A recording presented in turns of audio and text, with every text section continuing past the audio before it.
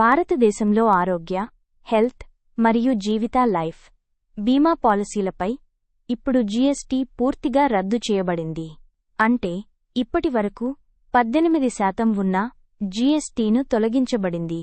ఫలితంగా మీరు policy ప్రీమియంలో GST చెల్లించకుండానే లభిస్తుంది.